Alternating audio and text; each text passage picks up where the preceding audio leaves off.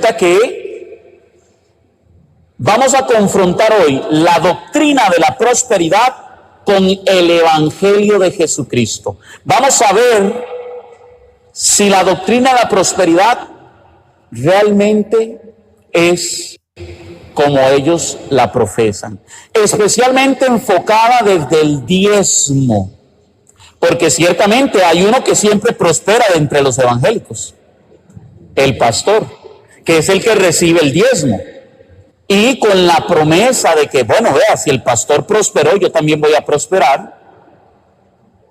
Engañan literalmente a sus fieles, les hacen creer que lo que ellos van a sembrar se les va a multiplicar el 100 por 1.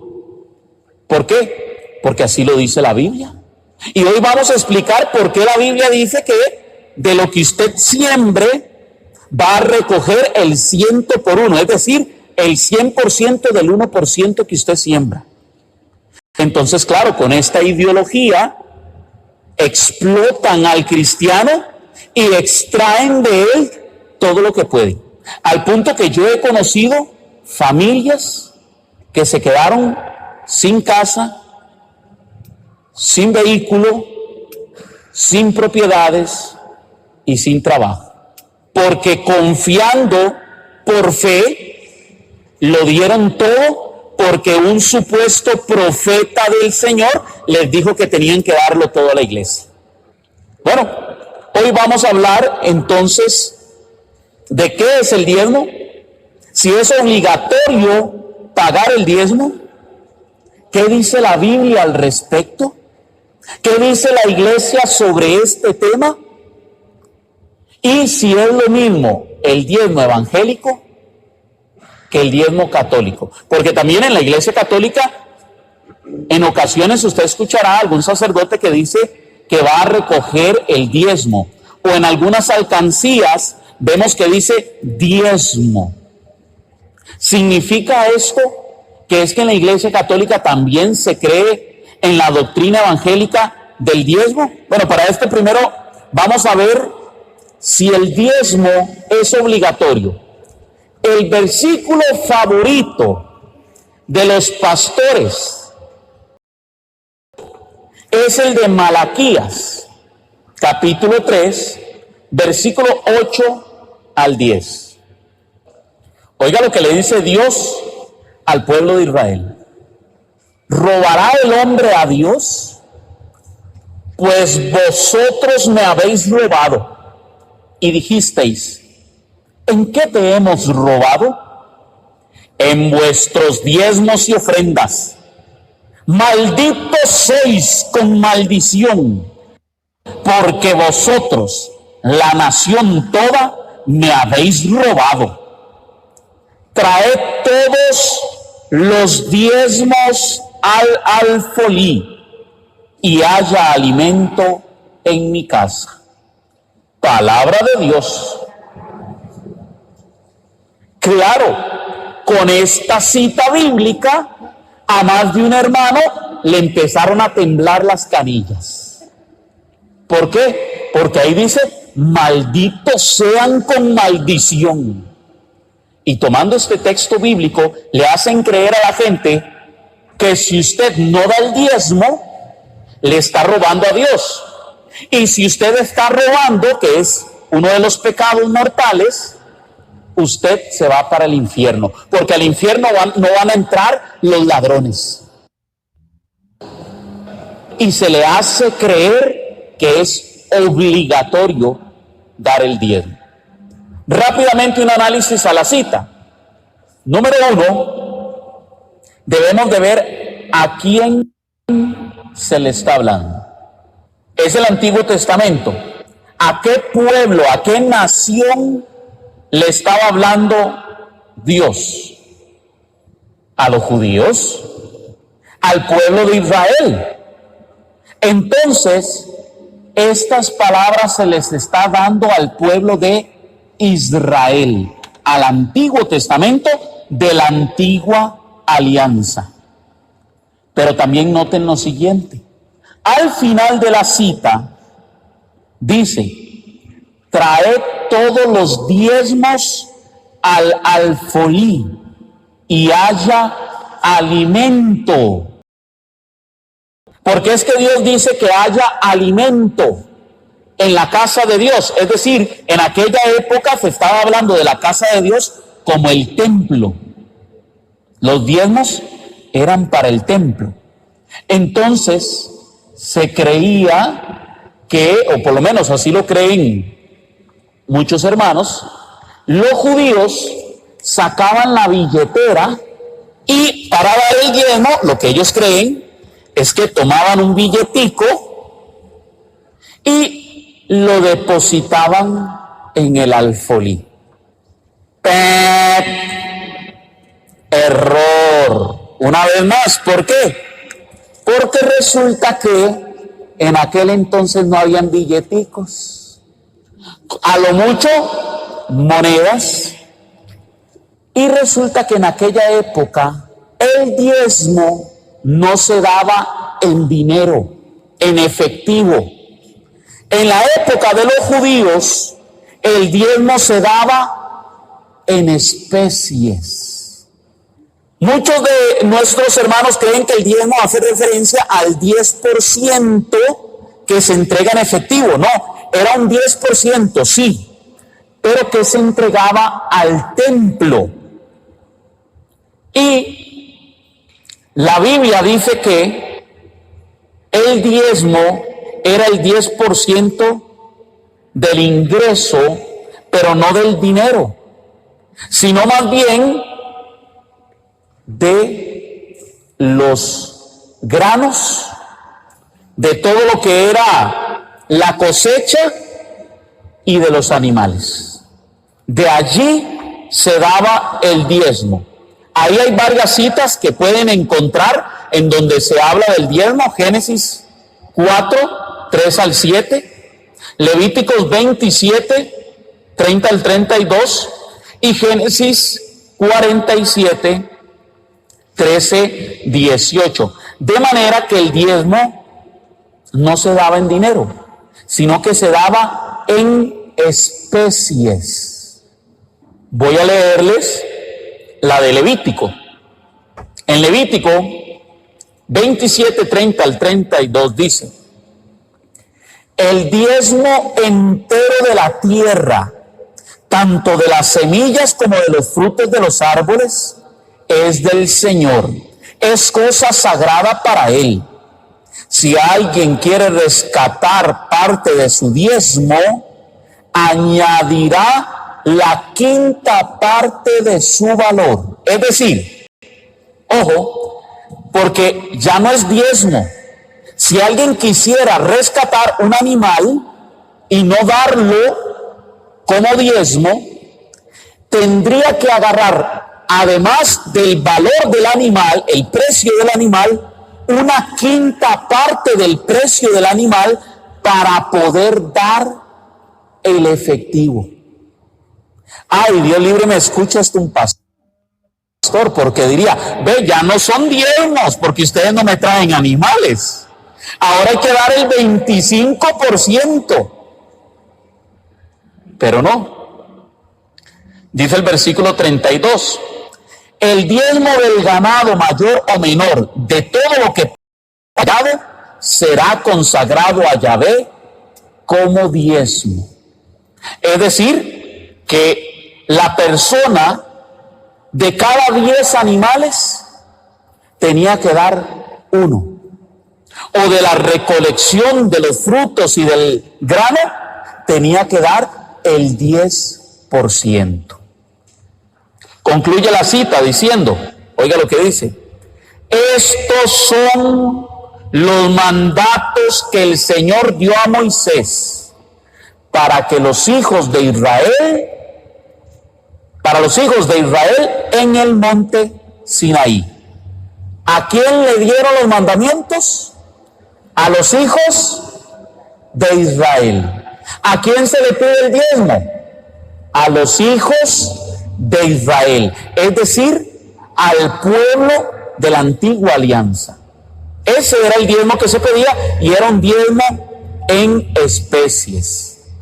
¿Por qué la Biblia dice que Dios multiplicará el 100 por 1? Sencillísimo. Porque usted siembra un granito, ¿verdad? Y se multiplica en cientos. Es la lógica de la agricultura. Y recuerden que los agiógrafos están transmitiendo el mensaje según su experiencia de vida. De manera que si aquel era agricultor, él sacaba la lógica del sembrar un granito y se multiplicaba en cientos de granos. Es por eso que se habla del 100 por 1. Ahora bien, ¿para quién era el diezmo? Tanto en Levítico 27, 30 al 33, como números 18, 21 al 32 y Deuteronomio 14, 27, 29, dice que el diezmo era para el templo y los levitas. Pero en otras partes de la Biblia, como en Deuteronomio 12, 5 al 7, Deuteronomio 14, 22, 29 y Deuteronomio 26, 12, 14, dice que el diezmo también tenía que ser destinado a los pobres, a los huérfanos y a las viudas. De manera que el diezmo también servía para la ayuda al más necesitado.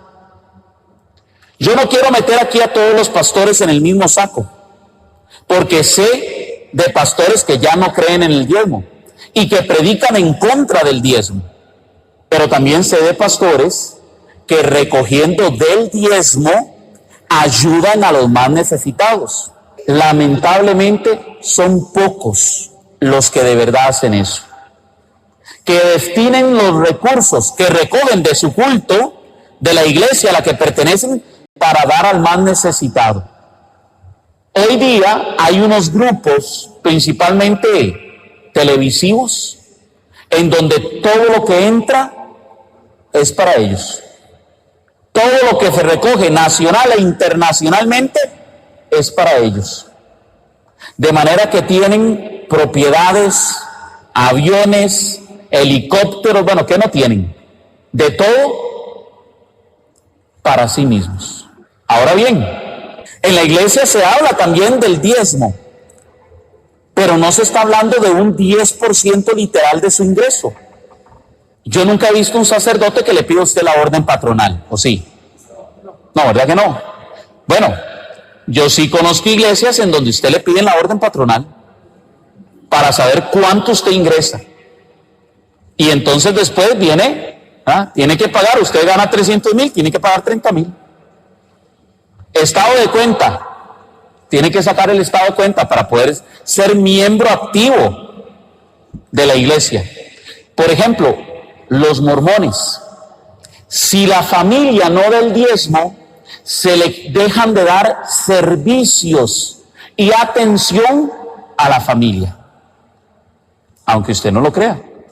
Es el caso de un misionero que estando en otro país tuvo que llegar a tocar la puerta de una parroquia católica y llegó y les dijo: vean, es que me quedé sin dinero, me asaltaron, tenía nada más para los pases, porque eso sí tienen esos misioneros que andan talladitos, y me asaltaron, me quitaron lo que tenía, necesito llamar a mi iglesia para que me depositen dinero.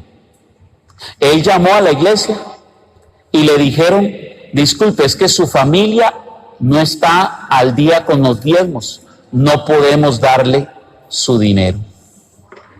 Y tuvo que pedirle al sacerdote y una monjita que estaba ahí dinero para poder irse a su casa. Hay lugares donde es extremo. Si usted no da el diezmo, lo expulsan. Usted ya no es miembro de esta iglesia. O le acumulan los diezmos, ¿verdad? Ahí no hay que me confiese y me perdonan por no haber dado el diezmo, no. A la siguiente ya no son 30,000, son 60,000. Vean, disculpen, hay familias muy necesitadas. Con costos salen para pagar la comida, para pagar agua, luz, lo básico. Y estos señores llegan al punto de que si usted ya no tiene que dar o que donar, ¿qué tipo de sangre es usted para ver si puede donar su sangre? Yo supe lo que fue estar en un lugar en donde vi cómo se dijo que se iba a recoger las cadenas, los aretes, los anillos y los relojes. Y la gente lo echaba. Porque en el momento la predicación, la música es tan bonita que entran en un estado de euforia, que hacen cosas que no piensan. Y la gente da. Mucho cuidado. ¿Será que Jesús pidió el diezmo? Ni Jesús ni los apóstoles pidieron el diezmo en el Nuevo Testamento. El diezmo es mencionado solamente 3 veces en los evangelios y dirigiéndose a los judíos. Y normalmente cuando Jesús les hablaba del diezmo era para criticarlos. Un ejemplo de eso lo vemos en Mateo, capítulo 23, versículo 23. Oiga lo que dice Mateo 23, 23. ¡Ay de vosotros, escribas y fariseos hipócritas, que pagáis el diezmo de la menta, del aneto y del comino, y descuidáis lo más importante, la justicia, la misericordia y la fe. Esto es lo que había que practicar, aunque sin descuidar aquello. Palabra de Dios.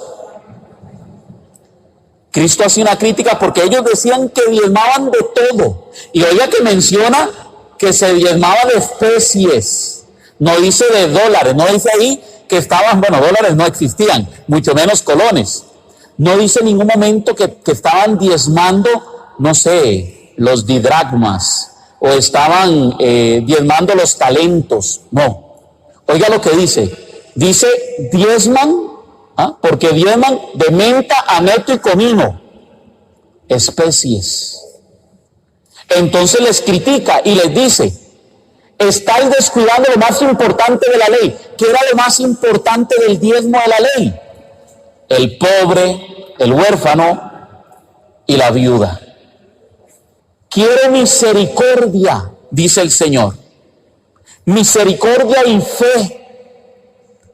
Y no solamente dar. Claro, Jesús aclara. Esto es lo que debían de hacer, sin haber dejado de hacer lo otro. Es decir, el judío estaba llamado a diezmar, sí, pero también a practicar la misericordia, la justicia y la fe con el más necesitado.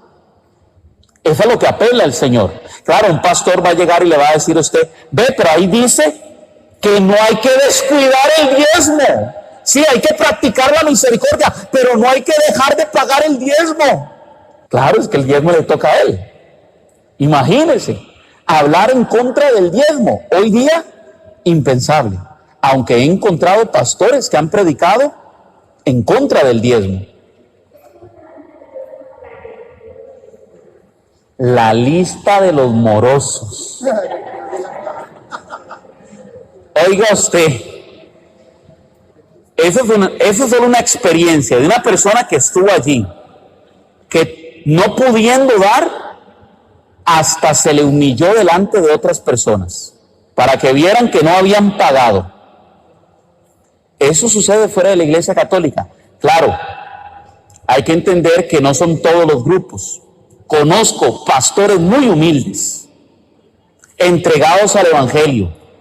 No digo que tengan la razón en su doctrina, pero que son buenas personas. Lamentablemente, vivimos hoy día en una sociedad materialista.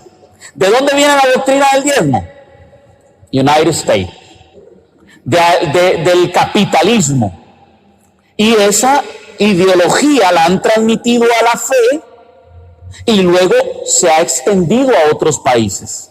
Aquí lo que más predomina es el corte pentecostal sectario que cree en la prosperidad, que cree en que usted por dar el diezmo va a ser prosperado.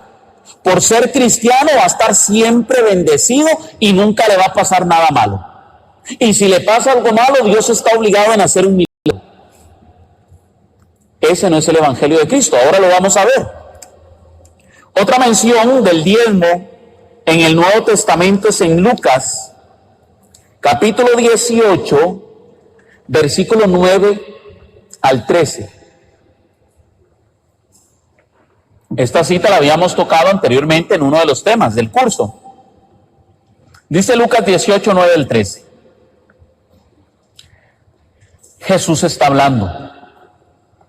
A algunos que se tenían por justos, más les dijo esta parábola. Jesús les da esta parábola. Dos hombres subieron al templo a orar. Uno fariseo, otro publicano. El fariseo, de pie, oraba en su interior de esta manera: oh Dios, te doy gracias porque no soy como los demás hombres, rapaces, injustos, adúlteros, ni tampoco como este publicano. Ayuno 2 veces por semana. Doy el diezmo de todo lo que poseo. En cambio, el publicano, manteniéndose a distancia, no se atrevía ni a alzar los ojos al cielo, sino que se golpeaba el pecho diciendo: oh Dios, ten compasión de mí, que soy pecador. Y concluye el texto, para ver cuál de los dos realmente estaba en lo correcto. Versículo 14. Os digo que éste bajó a su casa justificado, hablando del publicano, y aquel no. El fariseo no bajó justificado, aunque pagaba el diezmo, ayunaba y no era un gran pecador. Porque él dice: no soy adúltero, no soy ladrón, no soy embustero. Yo conozco un grupo que es así. Hay gente que anda diciendo por allí: nosotros sí pagamos el diezmo como lo dice la Biblia, pero ustedes, católicos publicanos, pecadores, ustedes no. Hay grupos que vuelven a ver al católico como un cristiano de segunda categoría, si es que lo ven como cristiano. Y entonces ellos sí son los verdaderos hijos de Dios. Yo sí soy de verdad un cristiano porque cumplo con el diezmo. Mucho cuidado. Según la palabra de Dios, eso usted no lo justifica. Y vean que Cristo critica también al diezmo. Esta es una de las 3 veces que Cristo menciona el diezmo, y siempre es para criticar a la persona que lo practica. Vamos a comparar el diezmo con la doctrina de Cristo, con la doctrina. Este texto no habla del diezmo, pero habla de una situación que le sucede a Pedro en Cafarnaúm cuando le preguntan sobre el impuesto por el templo. Resulta que el templo, además del diezmo, tenía un impuesto. El impuesto equivalía a un didracma, ¿verdad? Era un tipo de moneda de muy alta denominación que se daba anualmente al templo. Vamos a ver qué nos dice el texto. Mateo capítulo 17, versículo 24 al 27. Al volver a Cafarnaúm, se acercaron a Pedro los que cobran el impuesto para el templo. Le preguntaron: ¿el maestro de ustedes no paga el impuesto? Pedro respondió: claro que sí, y se fue a casa. Cuando entraba, se anticipó Jesús y le dijo: dame tu parecer, Simón. ¿Quiénes pagan impuestos o tributos a los reyes de la tierra? ¿Sus hijos o los que no son de la familia? Pedro contestó: los que no son de la familia. Y Jesús le dijo: entonces los hijos no pagan. Sin embargo, para no escandalizar a esta gente, vete a la playa, echa un anzuelo, al primer pez que pesques, ábrele la boca y hallarás en ella una moneda de plata. Tómala y paga por mí y por ti. Palabra de Dios. Jesús era judío, Pedro era judío, ellos estaban obligados a pagar el impuesto del templo. Por eso Cristo al final paga el impuesto. Pero antes de eso se le anticipa a Pedro y le pregunta: ¿quiénes son los que tienen que pagar el impuesto? ¿Los de la familia o los que no son de la familia?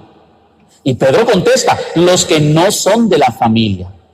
Por lo tanto, los hijos no pagan. Pregunta: ¿quién de ustedes es hijo de Dios? Amén. Los hijos no pagan. Si nosotros somos hijos del Rey, los hijos no pagan.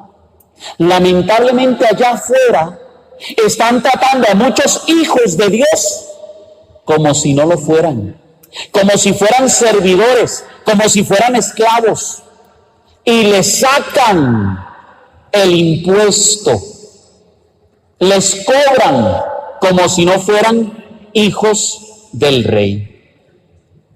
Ahora bien, ¿significa por eso que los católicos tenemos que ser como son los católicos?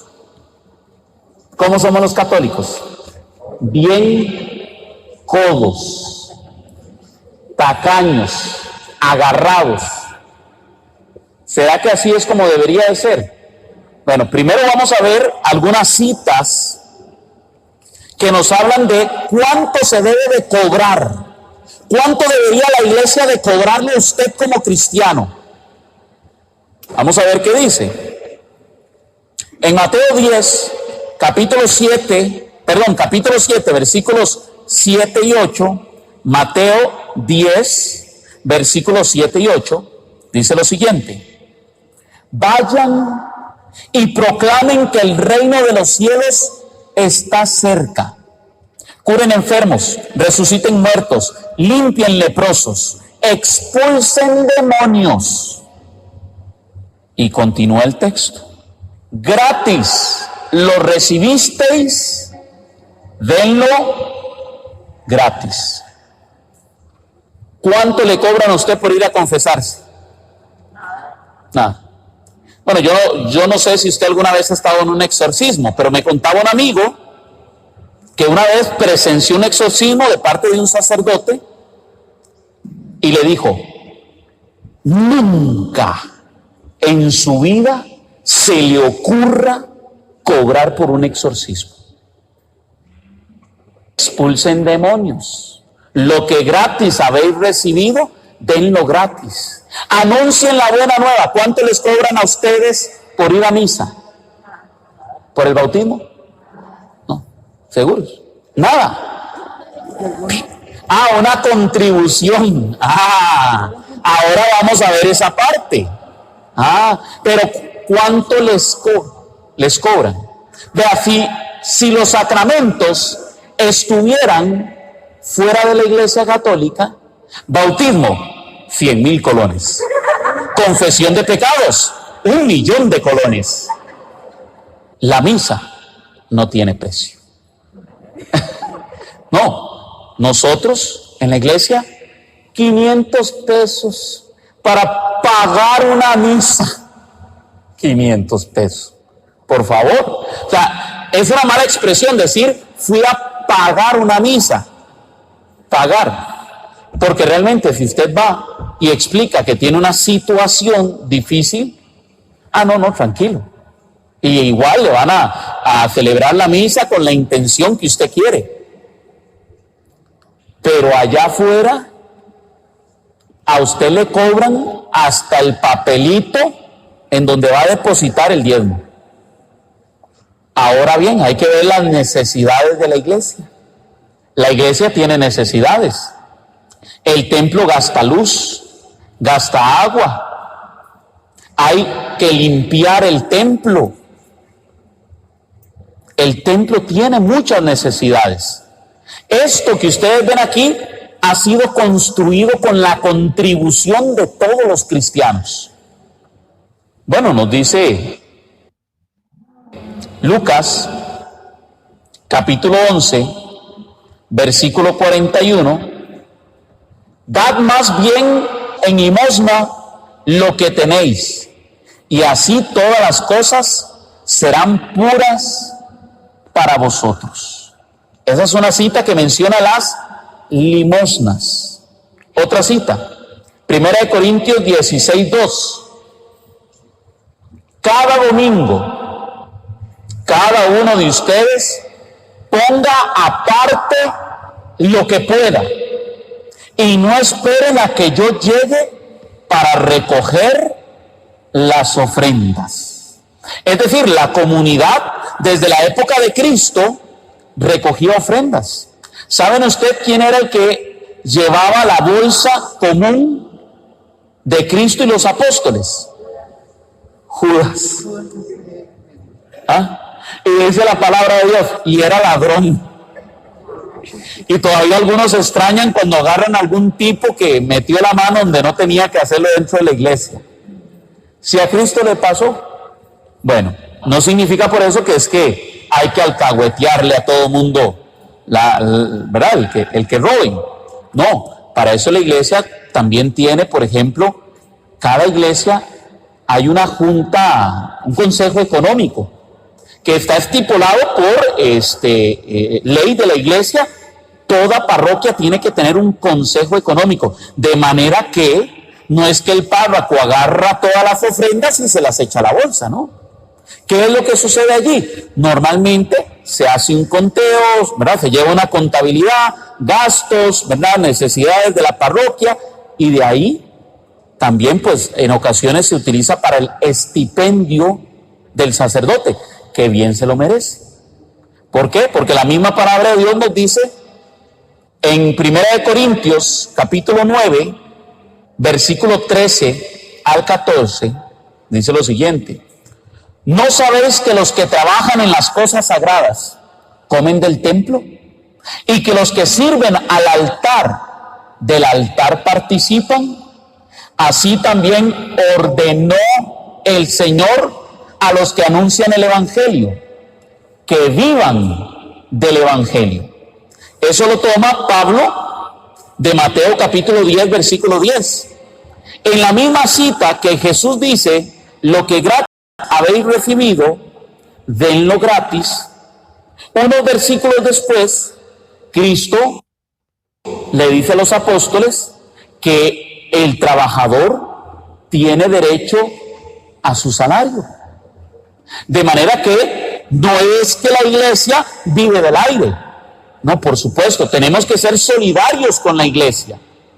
Que cuando pasa a hacer la colecta en la misa, hay que evitar que aquello suene puro chinchín. ¿Sí saben qué es chinchín, verdad? Chin, chin, chin, chin, chin, chin, puro chinchín suena. El que no puede, pues solo chinchín. Pero los que podamos, tenemos que ser solidarios y generosos con la iglesia y contribuir en las necesidades de la iglesia. Vea lo que dice el numeral 2043 sobre el quinto mandamiento de la iglesia. Recuerden que la iglesia tiene mandamientos. El quinto mandamiento es: ayudar a las necesidades de la iglesia.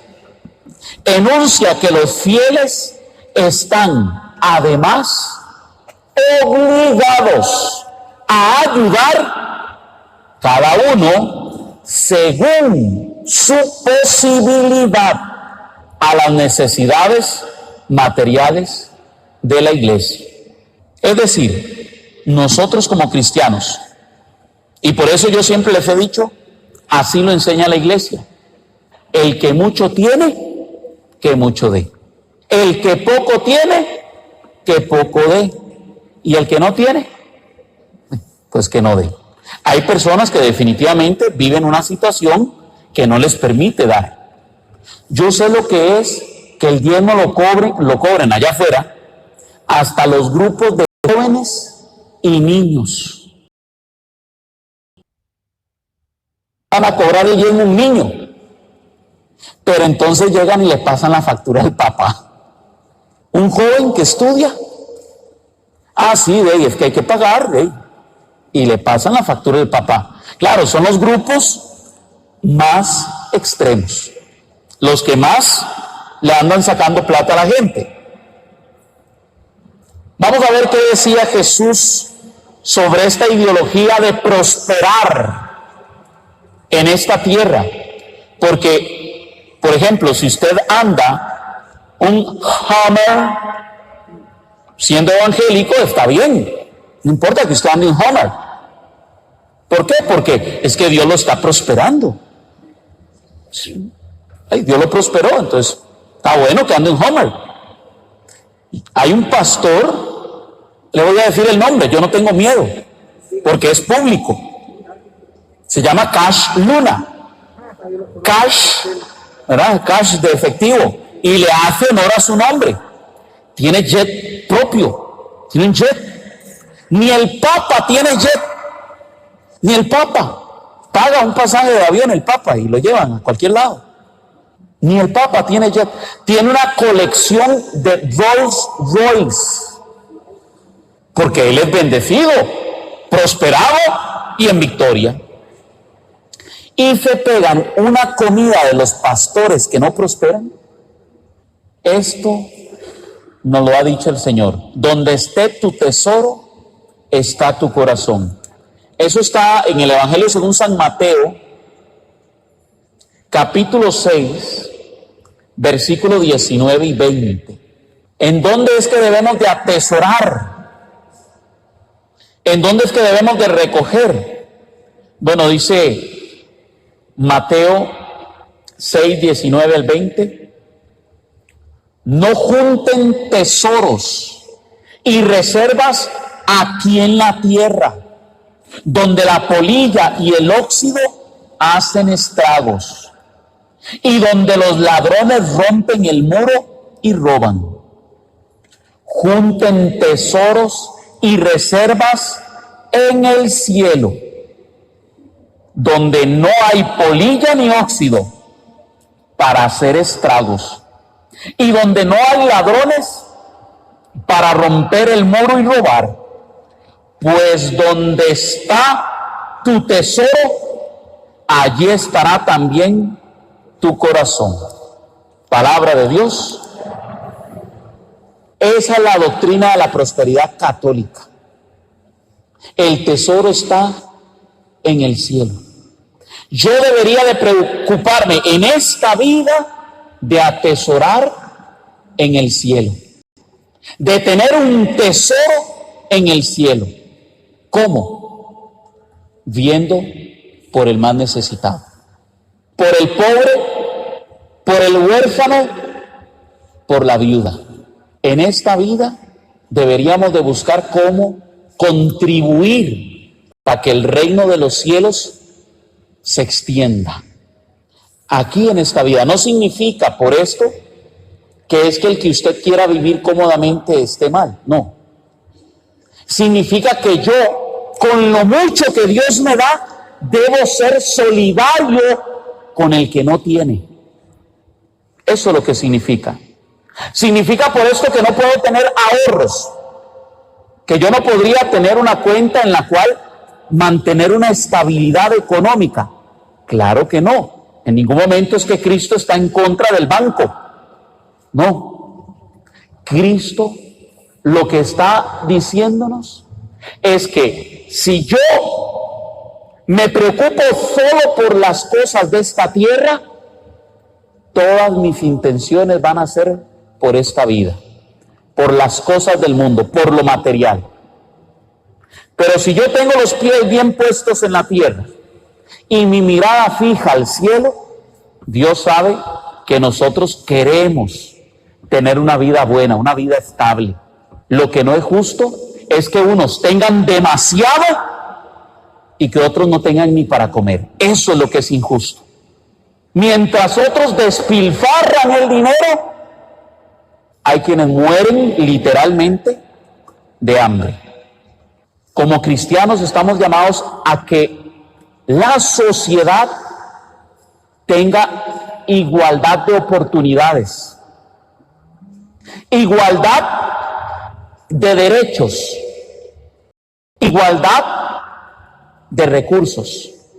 A mí me encanta ver la doctrina de la prosperidad desde la iglesia. Sí, ahí sí. Curiosamente, la iglesia llega a un pueblo, empieza a trabajar ese pueblo desde la agricultura, la educación, la industria, hasta el punto que llega a convertir sociedades que permiten una estabilidad en los pueblos en donde cualquiera puede conseguir los recursos para mantener a su familia.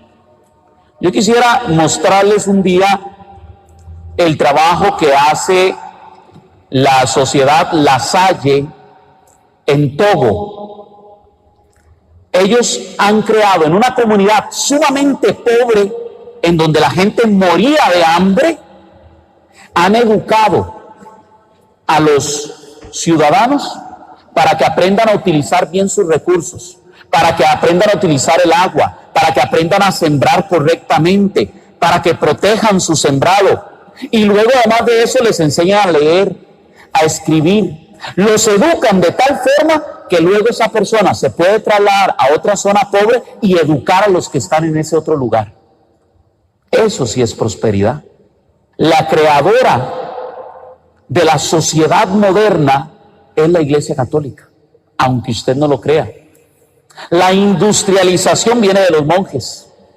El capitalismo también viene de la Iglesia Católica. ¿Por qué? Porque el capitalismo en sí no es malo. Ensimismado sí es malo. Es decir, el capitalismo materialista, que solo busca lo material.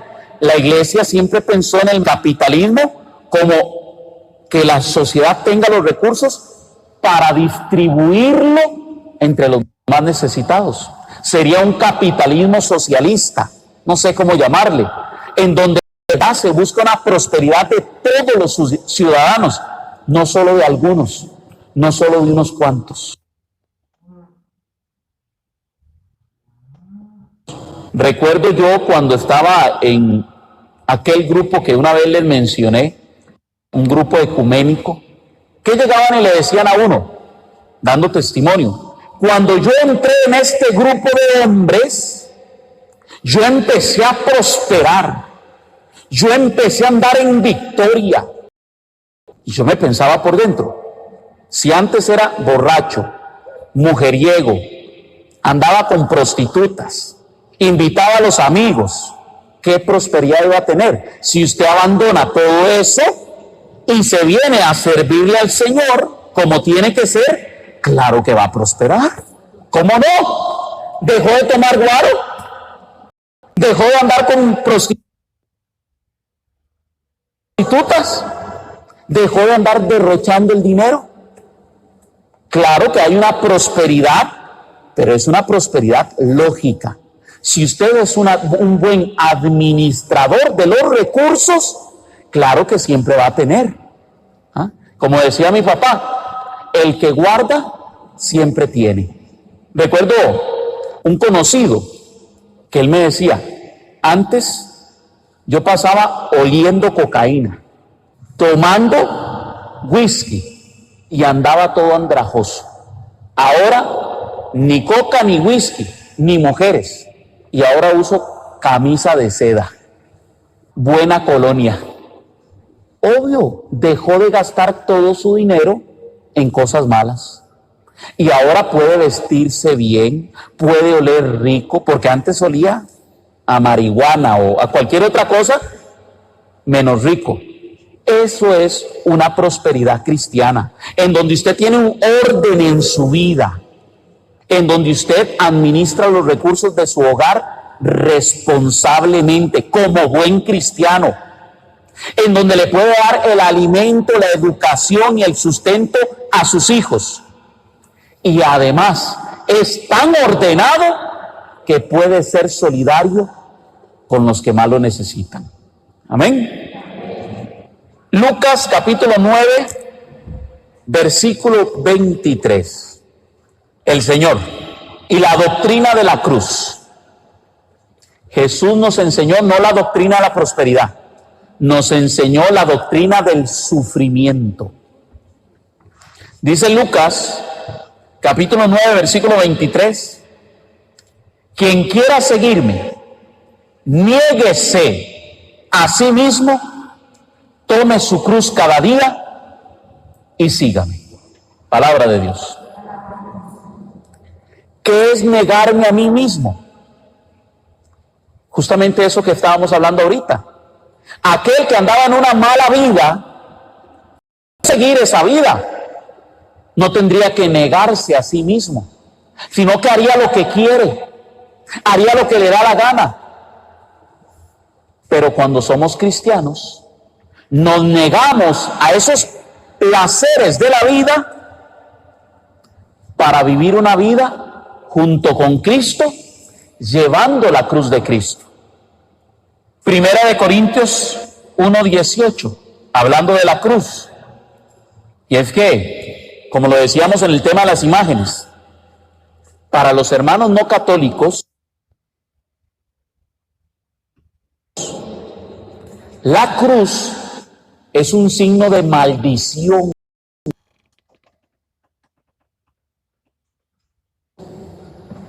Es un signo de muerte, de perdición. El cristiano no debería de tener una cruz y mucho menos a Cristo crucificado. Algunos le aceptan a usted la cruz, pero sin el Cristo. Algunos. Pero hoy día la mayoría dicen que no, que esto es malo, la cruz es mala. Evidentemente no conocen el Evangelio de Cristo. ¿Por qué? Porque dice 1 Corintios 1, 18 y 21. Porque el lenguaje de la cruz resulta una locura para los que se pierden, pero para los que se salvan, para nosotros, es poder de Dios. Ya lo dijo la Escritura.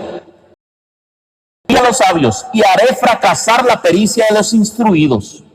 Sabios, entendidos, intelectuales de este mundo, ¿cómo quedan puestos? Y la sabiduría de este mundo, Dios la dejó como loca, pues el mundo, con su sabiduría, no reconoció a Dios cuando ponía por obra su sabiduría.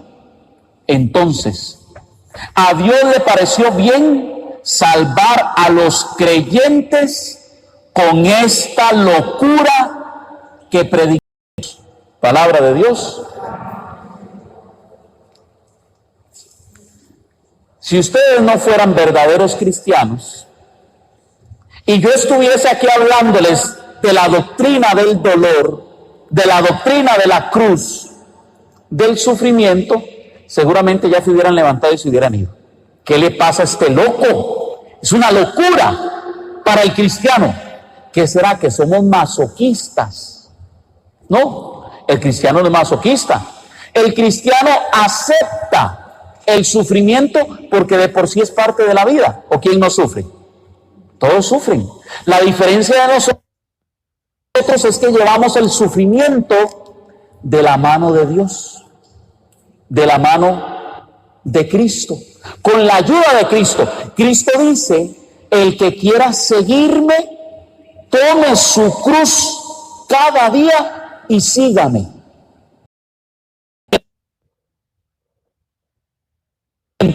pero Cristo nos acompaña. Por eso Él dice, mi yugo es suave y mi carga ligera. No dice que no hay yugo, no dice que no va a haber cargas. Claro, el ser cristiano implica una carga, implica llevar ese yugo, pero el yugo no se lleva solo. El yugo se lleva con Cristo.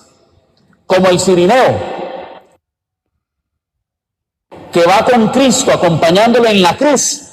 Así tenemos que ser nosotros los cristianos. Entender que los sufrimientos son parte de la vida, pero que también pueden servir de redención por nuestros pecados y por los pecados de nuestros hermanos. Amén. Para ir concluyendo, vamos a ver un numeral de la Iglesia Católica, el numeral 618. Numeral 618 del Catecismo de la Iglesia Católica. La cruz es el único sacrificio de Cristo, único mediador entre Dios y los hombres. Porque en su persona divina encarnada se ha unido en cierto modo con todo hombre. Él ofrece a todos la posibilidad de que en la forma de Dios solo conocida se asocien a este misterio pascual. Él llama a sus discípulos a tomar su cruz y a seguirle, porque Él sufrió por nosotros dejándonos ejemplo para que sigamos sus huellas. Primera de Pedro 2:21. Él quiere en efecto asociar a su sacrificio redentor a aquellos mismos que son sus primeros beneficiarios. Eso lo realiza en forma excelsa en su madre, asociada más íntimamente que nadie al misterio de su sufrimiento redentor. Fuera de la cruz no hay otra escalera por donde subir al cielo, dijo Santa Rosa.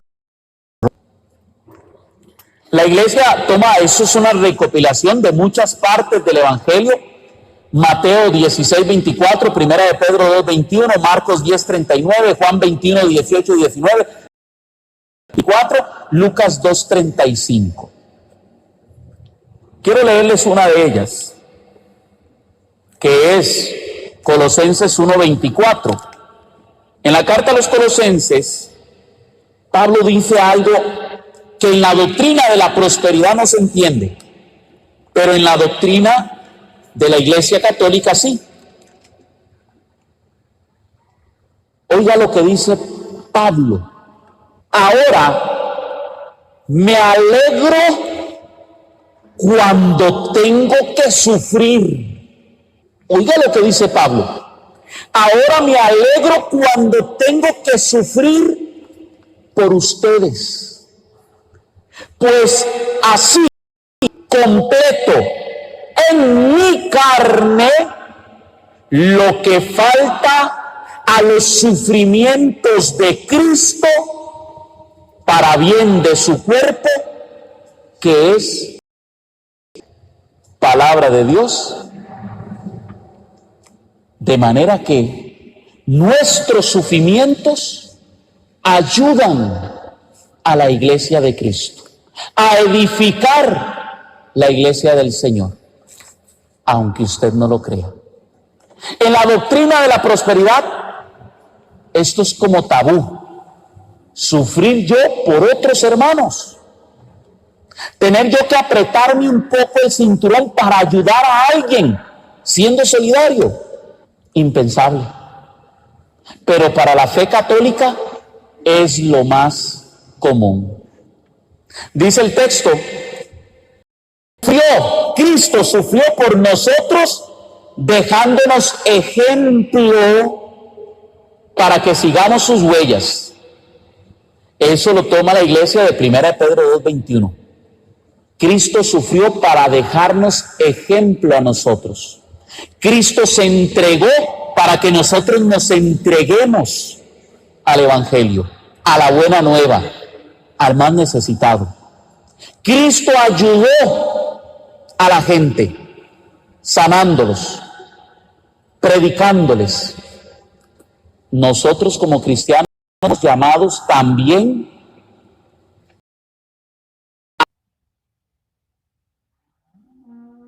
a sufrimiento como ejemplo de nosotros. Y finaliza diciendo, eso lo realiza en forma excelsa en su madre. ¿En qué momento? La muerte de la cruz. No recuerdo si este texto ya yo lo había tocado en los temas marianos, pero esa cita que ustedes ven ahí, Lucas 2:35, es maravillosa y tiene un grado de profundidad que yo hoy no puedo explicarles aquí, pero que yo los invito a ustedes a que la mediten. Lucas 2:35. Vamos a leerlo desde el 33. Hablando de Jesús, María y José, dice Lucas 2:33. Su padre y su madre estaban maravillados por todo lo que se decía del niño. Simeón los bendijo y dijo a María. Noten algo, porque está José. Para un judío es una falta de respeto que usted se dirija a su mujer antes que al varón. Pero lo que le va a decir Simeón a María es una profecía. Tiene que decírsela a ella. Dice el anciano Simeón a María, su madre: mira, este niño traerá a la gente de Israel caída y resurrección. Será una señal impune en cuanto se manifieste. Mientras a ti misma una espada de dolor atravesará tu alma. Por este medio, sin embargo, saldrán a la luz las intenciones de muchos corazones. Palabra de Dios. María es atravesada con una espada de dolor. Y por ese dolor de María se pondrán al descubierto las intenciones de muchos hombres, de muchas mujeres, de muchos corazones. María se asocia en el sufrimiento de Cristo como ejemplo para los cristianos que tenemos que asociarnos al sufrimiento de la cruz de Cristo. Quien quiera seguirme, que tome su cruz cada día y que me siga. Pongámonos de pie. Cerrando nuestros ojos y pidiendo la misericordia de Dios, hoy queremos implorarle al Señor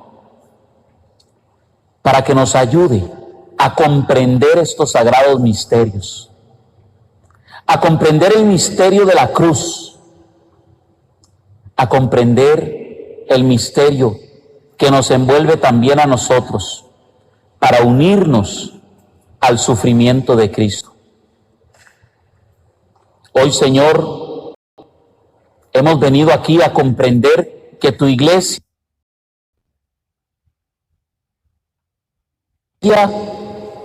tiene necesidades, pero tu iglesia que está allá afuera, esa iglesia de pobres, de huérfanos y de viudas, esos que también son nuestros hermanos, esos que necesitan de nuestra caridad.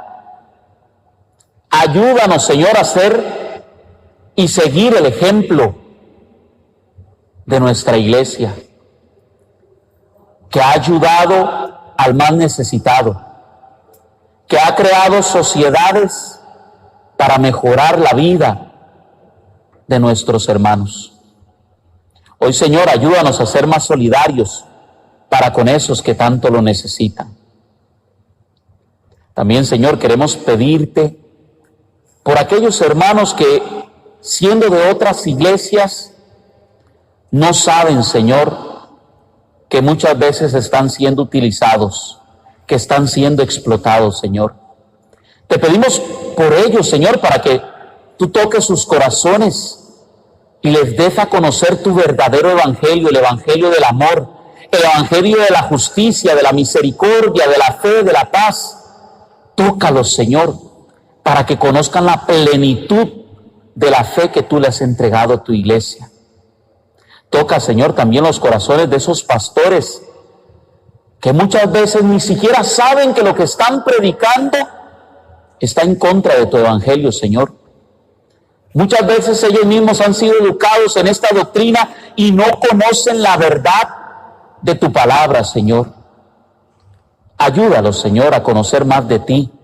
Ayúdanos, Señor, a compartir más estas cosas con ellos. Dale, Señor, un corazón humilde. Dale, Señor, un corazón de servicio, para que también algún día, Señor, podamos formar un rebaño con un solo pastor, como ha sido tu deseo desde que has fundado esta iglesia. A ti, Madrecita Santa, Madrecita mía, hoy queremos poner estas mismas intenciones en tus pies, para que tú, Madre, que has sufrido igual que tu Hijo en la cruz, que te has unido, siendo atravesada en tu alma por esa espada de dolor, hoy, Madrecita, nos unimos a ti y te pedimos que ruegues por nosotros, Santa Madre de Dios, para que seamos dignos de alcanzar las promesas de nuestro Señor Jesucristo. Amén. En el nombre del Padre, del Hijo y del Espíritu Santo. Amén.